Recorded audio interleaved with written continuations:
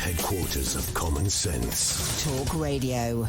Why do you think it's going to be a climate disaster that means it's something that you should be terrified about and that you should want people to not be able to heat their homes and light their homes and for third world countries to industrialise and for people to have better lives? Why do you think it's so bad? Well, I would like to still go back to the fact that you don't have faith in the IPCC report. Nothing to do with faith. I find that really concerning. I'm not sure why you don't. They haven't produced enough data to make it convincing.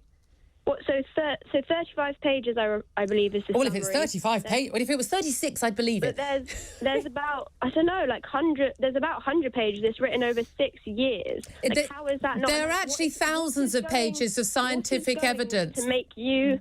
What is going to make you admit to yourself? Like, I don't know if you're like scared, because it is really terrifying. No, or do you just not understand? Like, I do understand it, and I'm not scared because I understand it. Can we come back to? I know we're really late on time, but we got to you late, and I do want to ask you.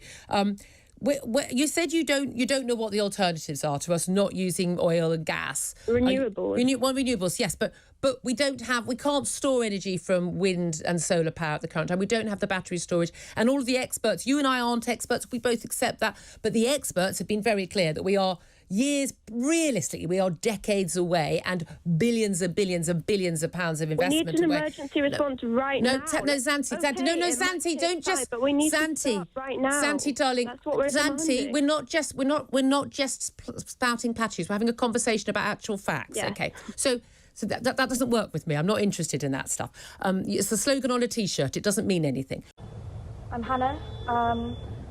I'm currently locked on in the pipework of the ceiling of the fuel loading bays at Navigator Fuel Terminal.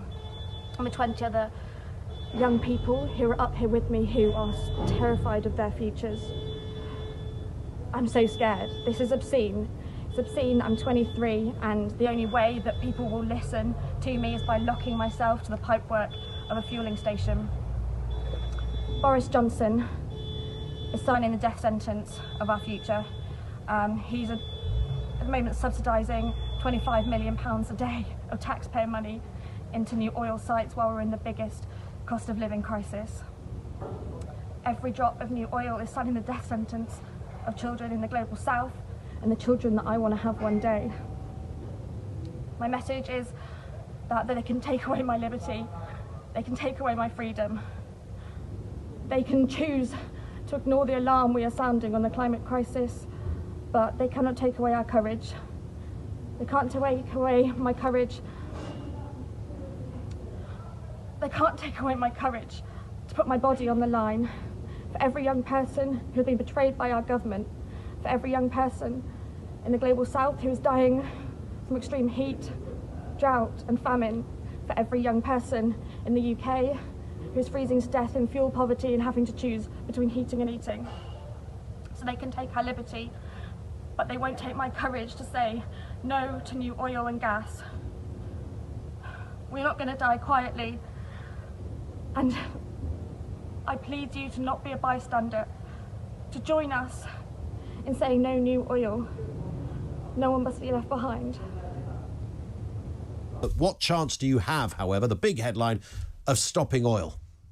So I just want to clarify our demand. Obviously, our title's Just Stop Oil, but what we are asking is for no new fossil fuel developments. We understand that this has to be a transition, but we are in an emergency and it needs to happen now. We need radical change now. Why is nobody, and I ask this as a genuine question, why is there not, as far as I can see, and maybe you can correct me on this, I can't find a world leader anywhere. Even St Jacinda down there in New Zealand, who's largely popular with environmentalists, I can't find anyone who's echoing your sentiments on this. Why is that?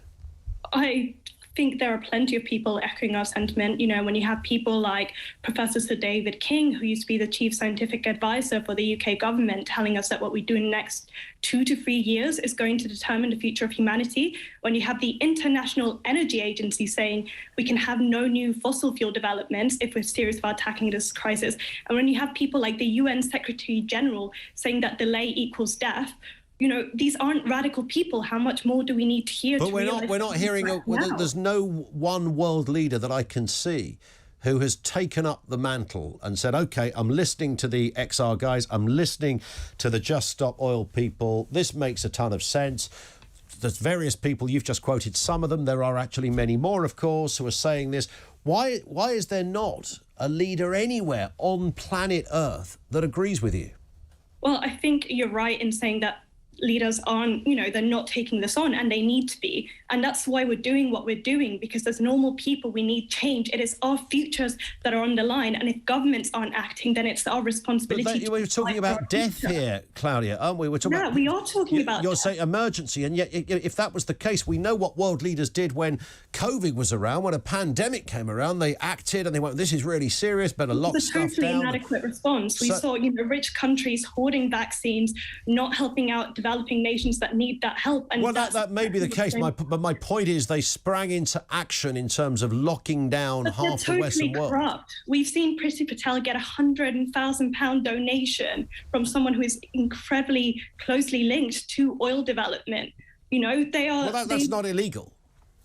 No, but I'm saying it's corrupt. Well, it's corrupt in your mind because of what you stand for. But my point is that governments are capable of taking unprecedented decisions. IPCC report? Have you read the latest IPCC report? Go on, tell me more. Well, it just highlights how serious and drastic the situation is. And it also gives us plenty But they must have read that as well. So all I'm saying... why are they not acting? Well, that's my point. Maybe they're not acting because they haven't... following the advice of chief scientists. So no one on the planet, despite the fact we know that governments can, if they have to, take uncomfortable decisions... Why are they not doing that? That might suggest that they've also read that report and claimed to a different conclusion, and maybe it's bad, but things need to be done. But not as bad as you're saying. You're saying that delay equals you're predicting death, Armageddon. That we are on a fast track to climate disaster. Yeah. We need to act, and we need to act now. So, but no world leader agrees with you. It's a hypothetical issue. People are suffering right now. People in the global south who are experiencing the brunt of it, okay? My family, they're from Latin America. And in Chile, we've experienced drought for over a decade now as a result of the climate crisis. And we've seen lakes that used to be the size of Central Park in New York, which are barely nothing now. I get that. We have seen... displaced. So why are we not acting? Listen, well, I'm almost concurring with you in a curious way, but that it might be that all of those world leaders and all of their advisors who deal with this day in, day out have looked at it and said, do you know what, there's things we need to do. Some things change naturally. We can look at... Not at this scale. Extreme weather conditions have happened time and time again. Not like this. We used to...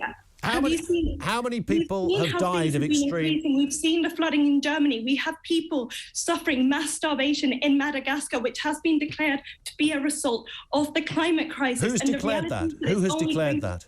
The UN. So the United Nations have said that's because of climate crisis. Okay, so but even the United Nations aren't calling for a stop in oil. They are saying that we need to rapidly detransition, which is what we are asking to do. The longer we delay it, the worse it will be, and the more people will suffer. And we cannot wait for the UK to be hit the way other countries have been hit. It will be too late. Why? We have been told we have a rapidly closing window of opportunity to act.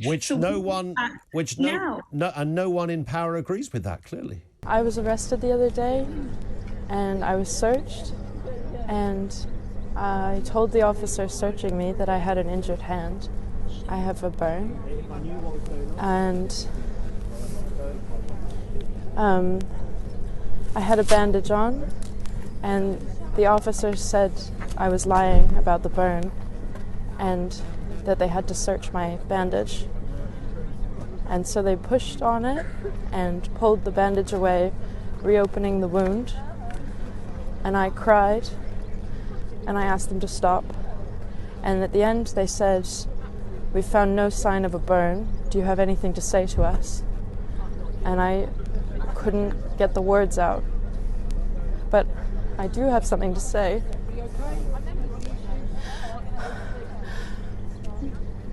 I'm frightened.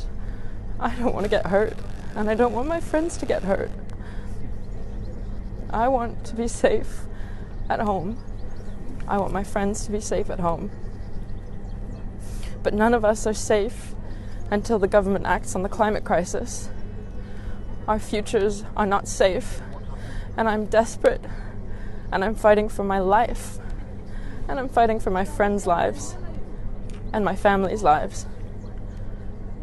I could be hurt and scared and humiliated and intimidated, but I won't be stopped. I won't back down until the government stops trading our lives for profit.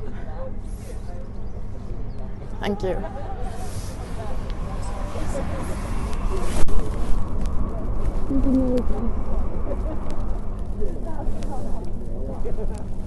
A climate activist from Just Stop Oil has criticised the police after being arrested. I was arrested the other day. I'm frightened. I don't want to get hurt.